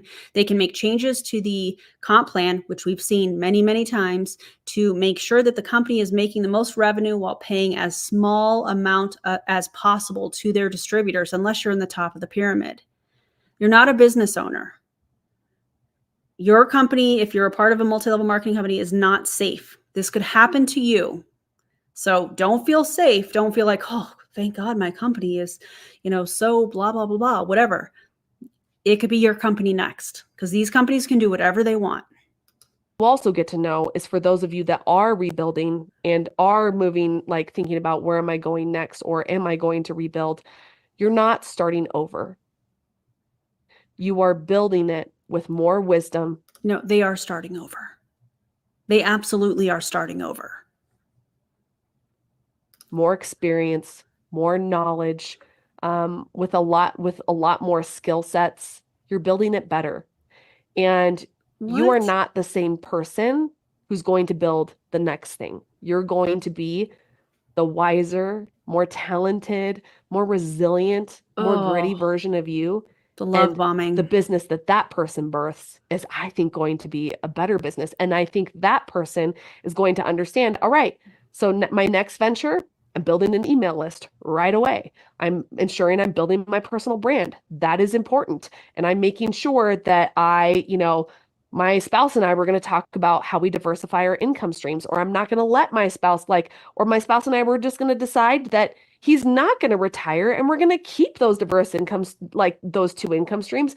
And when I'm out earning my husband, we take one of our streams of income and we put it into investments instead of maximizing our lifestyle. And what about people that don't have a spouse? What about people that have a spouse that are not able to work? What about those people? See, these examples that she's giving feel very much like dangling hope and only acknowledging a certain dare I say, demographic of people. I'm not sure if that's the right term I want to use. It feels very much like, oh, listen, if I can do it, you can do it. That's what this feels like to me. And that's not reality. That's not the math behind these compensation plans. I don't know, man. So all of this to say is like, I want you to know you're okay. Oh, You're okay. I know there's a lot of maybe fear talk and hype out there, but I am truly not worried about you so long. yeah, because you're just worried about yourself and continuing to get that paycheck for your coaching and making sure that these MLM companies continue to hire you for keynote speaking. So I do believe you when you say you're not worried about them. You just are worried about you continuing to get paid. Long as you choose to continue to be somebody who offers value to people. That's guys, that's business. That's just not network marketing. I have this thing. I'm getting emotional. That's just business, but these people are not business owners. Clearly, from the examples I've already talked about. No. You're I have getting this thing. There are emotional? always going to be really tough seasons Why are you getting emotional? Because your paycheck is dropping? I don't understand. What is there to get emotional about here? where you're like, why do I do what I do? Why am I still here? And you need to touch back to it because because right now, if you're like, I don't have any belief in this business, what's the first thing that's going to stall out is your ability to bring people into your business. Period. Because you're like, Recruit? I can't, because you can't sell something you don't believe in. So your first work is I want you to rebuild your belief based on everything I'm telling you. Like, no matter what, I'm learning, I'm getting, it's a paid internship. I'm getting paid better than I would over there. Absolutely not. Considering the majority of people do not get paid in multi-level marketing. What are you talking about, Kristen? A paid internship? I put up a reel. Did you guys see it on Instagram? If you follow me on Instagram at the Real Beast Mode, where this woman in Optavia was telling people that she is going to apprentice people. This is giving that same kind of language. It's a paid internship, except the majority of people are in multi-level marketing are not getting paid. I think what she's trying to compare is to getting a traditional job, whether that's working in an office or doing something along those lines, or a paid hourly wage or salary wage type job. I think that's what she's saying over there. That's what I think. What do y'all think?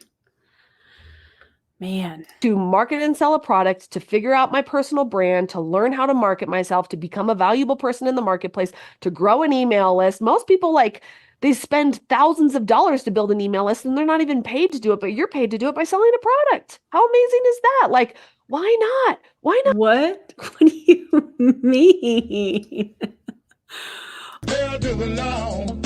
What do you mean?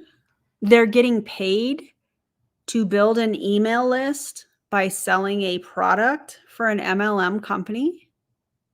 Kristen, no, that's not how that works. That's not how any of that works. By the way, I have to play this because that's not how it works. That's not how any of this works. Not get paid to learn? Why not get paid to figure things out? And then, hey, you might find home in network marketing and it might take you a while to find home, but you can. But here's the thing. There's going to be a hard season. And I had my company do this recently because there are times where all you see is everything that's going wrong instead of what's going right, instead of what's good, instead of why we stay. And what I had my team do was I had my team print out stories from people I've served over the years. Oh my God. And the impact we make. And it's just this little printed book. And I just, sometimes when belief is low, I just sit here and I read about like, wait, hold on. Heather needed this and Kathy needed this and Lauren needed this. And oh, wait, Amy needed this and Kim needed this. And like, I can go through here and go back to like, but this is why, and this is why it's worth it. And this is why we keep showing up, because it has nothing to do with how much money's coming into our bank account. It's like the voices of people that are impacted by you showing up and being like, this is who it is. And like, I don't know how long she's been an MLM coach, but I don't feel like that notebook is very thick. Do you guys? Let me know in the comments. Maybe you do, but you guys, the network marketing industry, like it's life changing. And I know that It's sounds not. maybe like hypey and, It is. you know, Lies. trite and whatever, but I've seen too many lives changed to believe differently in the community aspect of this. Oh, and God. You don't need to join an MLM to find community. You don't need to do that. and how amazing it is to serve people through this business model. So my challenge to you is keep talking. And I would say right now, be the person that talks about where we're going and don't give a lot of attention to the negative and what's happening, and be like, I'm sorry. The negative in what's happening? You mean the reality of what's happening? Don't pay attention. That's negative.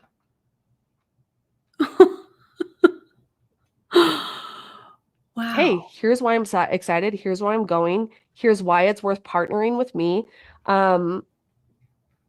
Tasteful friends. We truly have people.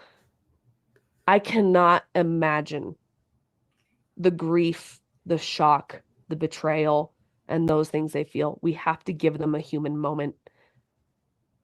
Okay. So with how we post and how we show up in the online space, with compassion, with tenderness, with understanding that there are people that are hurting.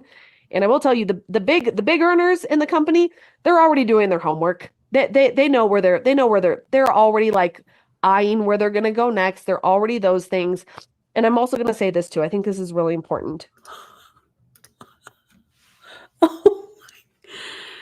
Wait a second. That I'm actually speechless hearing her say that. I mean, I know that that's what the top of the pyramid are doing. They're not going to stay in a company that's just affiliate based, because it's not about the products. Even though they say it's about the products, it's not about the products. It's about recruiting. And it's about having a team. That's how these people make the most money. And those people that are at the top of the pyramid are going to join another company where they're going to bring the majority of their team. Their team is trusting them, and they're going to say, no, this is a great move for us. This is a great opportunity. Meanwhile, some of those team leaders, if you will, I'm going to use the term leader very loosely here. How many of them are going to get bridge contracts depending on the company that they join? Are they going to disclose that to the team that's trusting them to start over at a new company? No, they're not. Oh, God! No, God, please, no! Ridiculous. Do not begrudge the actions of people who are most afraid. I have had to do this where I'm like, oh, somebody wants to say hi. Come here, Luna. Come here, baby. Come and say hello to everybody. I feel like we need a little break. Hello. Hi. What are you doing? You woke up for your nap? Hi. Oh, eyes closed. Look at her little paws on my chest. Oh. I needed a break. Thanks. It's so nice of you. Little purring, little ASMR.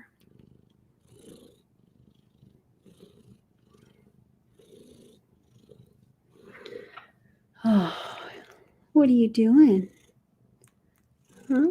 What are you doing? You good? What do you think about this MLM coach? What do you think about MLMs? Same. Yeah, refreshing, right? Oh, man. She's giving me a headache, you know that? The things that she's saying is absurd. Yeah. You see the sparkles? She's looking at my eyeshadow like, what? Huh. Yeah.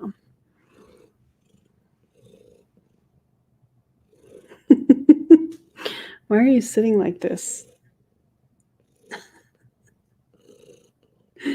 She definitely does know when we need a break, I feel like. Okay, I'm going to put you down now, and I'll snuggle you in a little while, okay? All right, thank you. All right, back to work. Like, you know what?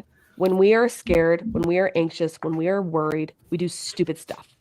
And we're seeing some stupid stuff. But I think if we try on our humanity and we try on our compassion, we can say, man, they must be feeling a lot of fear. They must be feeling a lot of uncertainty. I can feel for that person. And I do. I feel for those people. Even the ones doing things where I'm like, what are you doing? What are you doing? But I can be like, all right, that's their part of their brain trying to ensure their own security and their own safety in the world. And so really, we're all stumbling in the dark, trying to figure it out. And so we can we can even look at the people. Here's what I'm going to ask of you, because this whole us versus them, and maybe I can take responsibility for how I called that out in my stories, and maybe it wasn't compassionate enough. There is no us versus them. It's us all trying to figure it out. And some of us are really hurting, and we're all handling our pain differently. You know, it's like some dogs, when they're hurt, they cower in the corner. They don't want anybody to touch them. Some dogs, they bite, they snap, they get. I'm sorry, you're comparing human beings to dogs? Don't get me wrong, I love dogs. I love animals. I'm a fan, clearly. But why is that example necessary? Violent. And it's like, oh, but it's not the dog. The dog is feeling kicked. The dog is feeling threatened. So it's like, all right, how can I practice a lot of compassion for people who are doing less than savory things? And I'm going to understand that maybe they're scared too. Maybe they're feeling like how I feel, and they're just acting out in a different way than I would. But that's okay. Here's how I'm going to show up in this space. Right? And so I truly believe this is a real opportunity for us all to collectively come together in a way where it's like, hey, I'm for you, I'm for us, we're all still in it, and we're moving forward, and we're still excited, and here's where we're going. I do think there is still a massive growth opportunity ahead. I believe this with my whole heart. You can believe it, but I don't think it's very factual. Not for people in multi-level marketing, at least. I still think we have to ride the shakeout. Things are shaking out. I believe the cream is rising to the top. Oh. I believe that this is the season of scattering the seeds and watering the hell out of them. I believe this is the season of service and love and kindness and respect. And that's always a season, by the way. Love and kindness and respect and treating people with dignity. Oh my God. But the harvest will come to those who are patient, to those who can wait out the hard seasons, to those who don't abandon ship the moment the seas get a little rough, the ones who are like, okay, we're going. I'm going to stay the course, and I'm going to keep going. So that is my, my hoorah feels like the wrong thing to say, but essentially just trying to bring you back to center, to calm yourself, because I'm sure there's just a lot of emotional intake you've had, a lot of chatter, a lot of those things. And I think it's okay, and it's totally appropriate if you need to take a time out to protect what your intake is right now. It's like, wow, I can't be in those chats. I can't be on that team page right now, because all it's doing is rattling my nervous system and invoking a lot of fear. And when we have a rattled nervous system, we don't make the best choices. And then we shut down, and then we have analysis paralysis. And what I'm concerned about is that what I don't want to see is the field as a whole going into a freeze state where everyone just... I mean, I do. I would love to see MLM as a whole go into a freeze state where people don't do anything other than look at their numbers, look at their profit and loss, compare. I shouldn't even say profit and loss, but that's what I'm going to call it. Looking at what they're spending versus what is coming in, if anything, and the time that they're spending doing it, and figuring out an hourly wage. I would love to see everything freeze when it comes to multi-level marketing, so that people could stop and begin to critically think, because they don't have that smoke screen of indoctrination being fed to them through the team pages, the team chats, the company Zooms, the team Zooms, the working Zooms, and all of those things, and allow people to actually critically think and ask questions, not of their upline. Ask themselves, ask people that are close to them that are not part of the multi-level marketing company. Hey, does this make sense? You know, sharing their story with those people. Does this make sense? I would love to see that. Freezes and waits for the storm to pass, waits for it all to get better. It's not You going to cannot pass. afford to wait. People that wait are people that miss opportunities. People that take action are the people that are like, all right, you guys, I talked about this in my keynote. If you don't know this about, Didn't you just tell people to wait it out, to not go anywhere, to keep doing what they're doing and wait it out? Now you're telling people, don't wait it out, take action.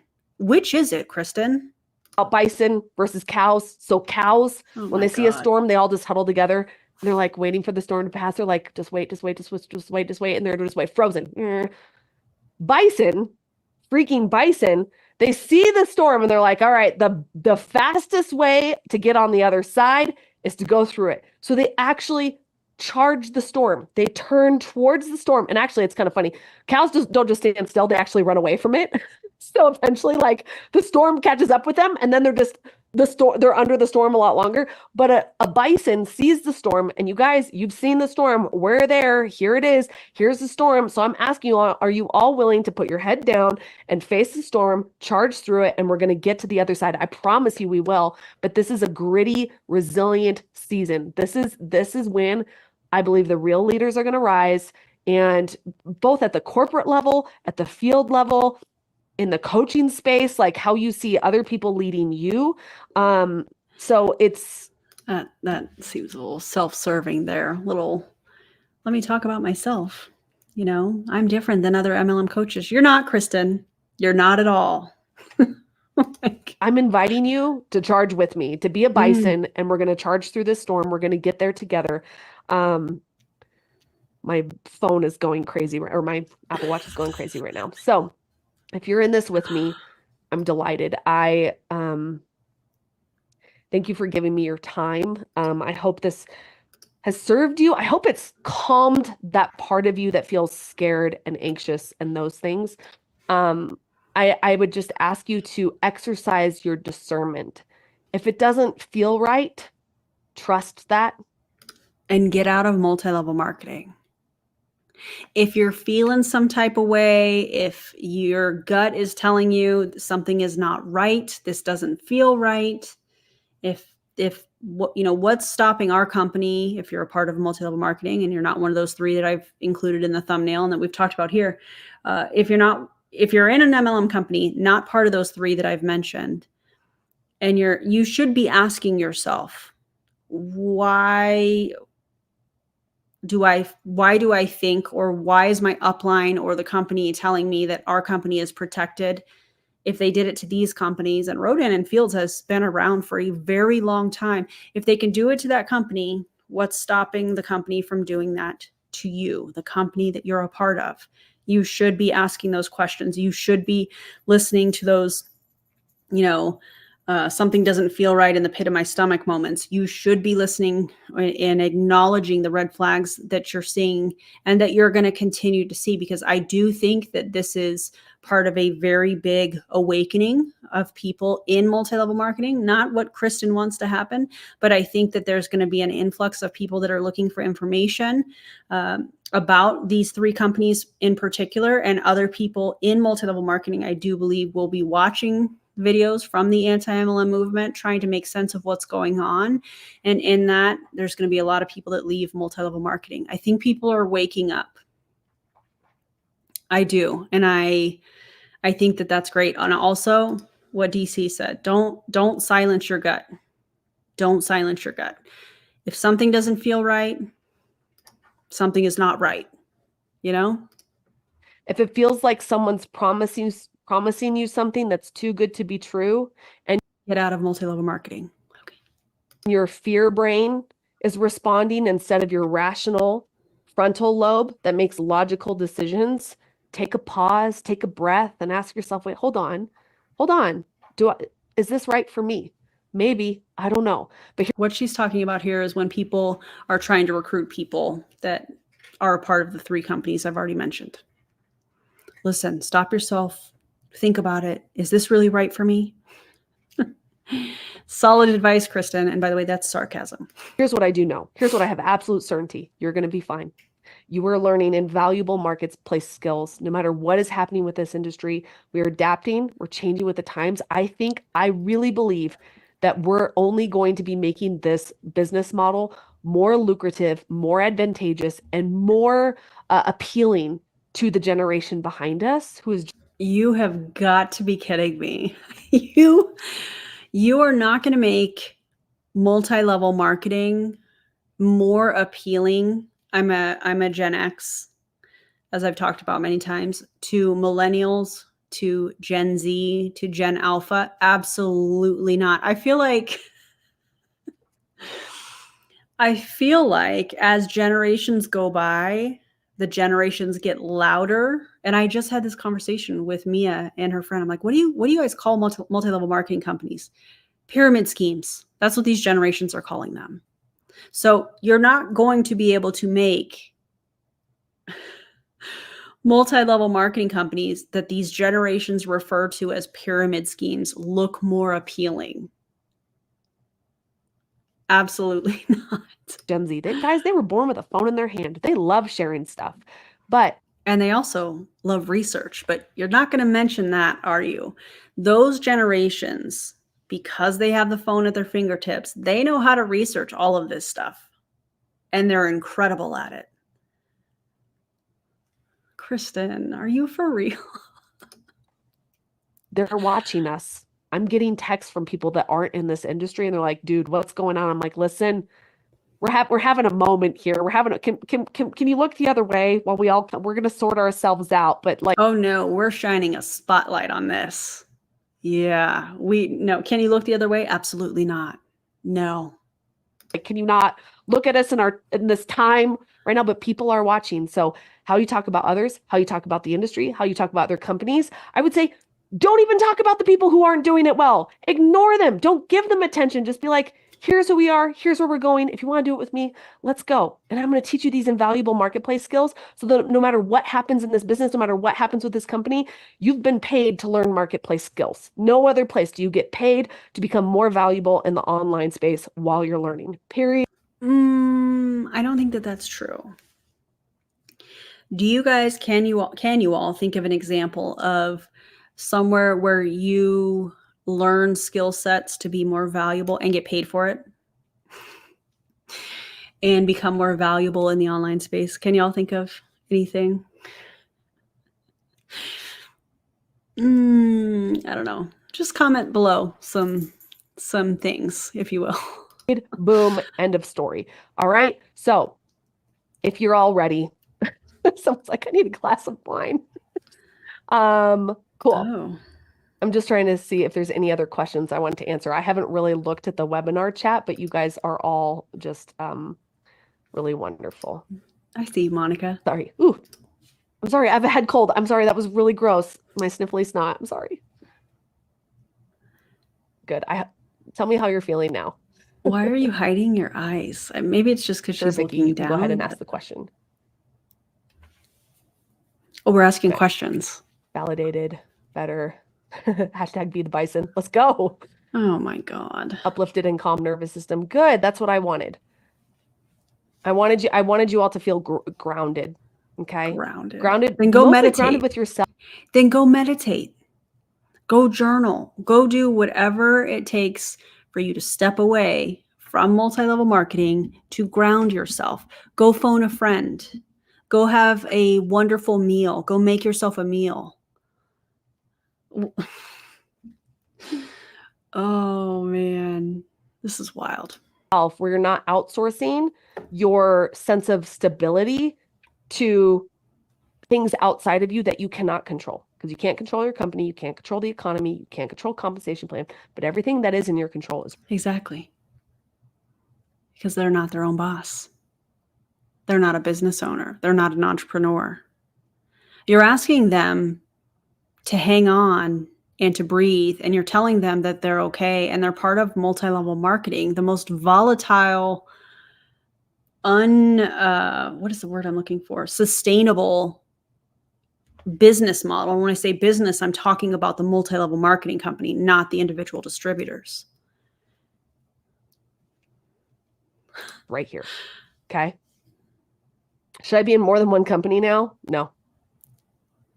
You can do things You should get out of multi-level marketing as a whole and do your own thing. that like you can be with your company and maybe do Amazon affiliates or whatever else. Didn't you just say Amazon affiliates isn't worth it and used it as an example of what not to do because you only make 1 to 3% commission, but now you're saying go do Amazon affiliates? This is like the second or third time that she has contradicted herself in her own Zoom using notes. But I wouldn't do See you, multiple Mima. companies. That just creates confusion to your market. Relieved. I'm so glad. Good. I wouldn't use companies, but Amazon is a company. What is happening? Oh, Yes, my you God. are powerful. Good. Comforting. Wonderful. Okay. Hmm. How can we best love and support those experience this? That's a really great question. Boss vibes. Be an ear. Be an ear. If you know them, like for example, one of my really good friends is like the tippy top earner of Rodan and Fields, and I know she probably doesn't even have capacity. Oh, are you talking about Sarah Robbins? Sarah, how you doing? I feel like I just did a Sarah Robbins video several weeks ago where she was doing a training and it was so out of touch. It was so ridiculous. You guys should go check that out. I wonder how she's doing, knowing that her check, the majority of her check is going away starting in September. Oh, but it's sustainable, right, Sarah? Oh, but financial freedom, be your own boss, right? Entrepreneur, that whole thing. Oh, you're not. Okay. To reach out, and I just sent her a voice note. I said, I'm here. I love you. Let me know how I can support you. And sometimes that's all we need to say. It's like, I'm here. I can't imagine what you're going through, but I'm here if you need me. Let me know if I can send you a nice coffee on me with people you already have relationships with. If you're just reaching out to a random person, to them, it's like, it's not it doesn't feel safe. Like you can give kind words. It's not safe. And the only reason that people are doing that is to try and recruit them into the company that they're in. That's it. Hey, just sending you, love and light. Hey, just praying for you guys. I'm sure what you're going through is really hard. I'm here if you need an ear. I'm here if you want to talk. We know what y'all are doing. Don't offer the business. They will, I promise you, they will ask you. Or you could talk in your stories about your business to people who are already following you. Fine. Okay. Hashtag be the Bison shirts. I love it. All right, cool. Yep. Do I have an email marketing program? Yes, I teach it inside the Social Selling Academy. Do you think, this is a good question, do you think posting about these companies closing and offering sympathy is spammy? Yes. Yes. Hard to say. I'd be like, why? Why are you making a post to your whole audience that, like, especially if you're not with the company, why bring your audience's attention to that? Why? I'm like, I'm just like, why? Does it serve? Probably not. All right, cool. I don't want to. Her body language in that was really interesting. She doesn't want people, more than likely, posting about that because then they're going to be aware that there's other MLM companies out there. And they're going to go and follow a bunch of other people that probably, unfortunately, are going to join another multi-level marketing company. So it's a potential to lose a customer, a distributor, or a potential distributor, potential customer. They don't want that. It's information control. That's what that is. I don't want to get too deep in the weeds here with trying to judge other people's motives and intentions, because that's not what I want to do. And I'm sorry if it looked like I was doing that in my stories. I have really just been sitting a lot with like just us as people. So this did come from Colleen's live. I bet. That is my guess. Because in her stories, she absolutely was judging people's intentions. And I'm not defending Colleen. Her video that I'm covering and hopefully will be out on Friday, Thursday, Friday, is vile. I hate to tell you I told you so, but I told you so. That's why I pivoted 8 or 9 months ago. I told you guys last year that this was going to happen. And then she's like, oh, well, I wrote in fields. I love network marketing. Wrote in fields I was a part of. Oh, I still get a check. Oh, I guess that's going away. Buy my thing. Use this code. Get into my community so that you can have access to me and other coaches. Yeah, no shame sales game. Yep. So I think that's what is happening here. Everybody's trying to figure it out. Some people are doing it from a very fearful, scarce place. And when we're fearful and we're afraid, sometimes we do dumb things. Does that mean we're less worthy, less human, less worthy of love and dignity and respect? No. Are people throwing punches out there? Yeah. And I'm like, kicked dogs bite. People that are hurt. Okay. So, all right, my friends, let me see if there's any, I see a few more questions and then I'm going to wrap it up. I'm staying for the questions. What are your thoughts on sharing with our audience why our company is incredible, why it's a thriving space in the network marketing industry? Yeah, go for it. It's your audience. Yep. All right, cool. Okay, friends, I think that's it. I'm going to wrap it up. Thank you again for giving me your time this evening. I hope it served you, met you where you're at. We are going to send out the recording to registrants. So if you have people that you know need to see this, please, you're welcome to share it with them. And like I Yes, share my YouTube channel with them.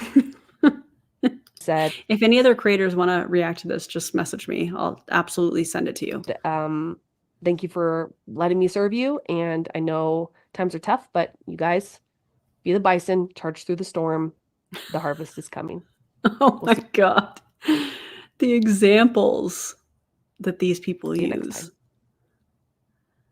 Okay, goodbye. We did it. Guys, what did you think of that? Do you think the girls are fighting? And when I say girls, I mean MLM coaches. Do you think that Kristen and Colleen at No Shame Sales Game are battling it out? Do you think? Because I do. I definitely do. Anyways, thank you guys for being here. I appreciate you so much. If you have not already liked and subscribed to the channel, if you would do that, that would be amazing. Helps me get the word out to more people so that they don't join multi-level marketing companies. And it's also the free and easy way to support my channel. So shout out to all of the members. Shout out to everybody that was here in the live chat. Shout out to the replay crew. I appreciate you guys so much. And I'll see you guys on the next video, which will be Friday this week. So be on the lookout for that. And I will see you guys next time. Go have something yummy to eat. Okay. Bye, guys.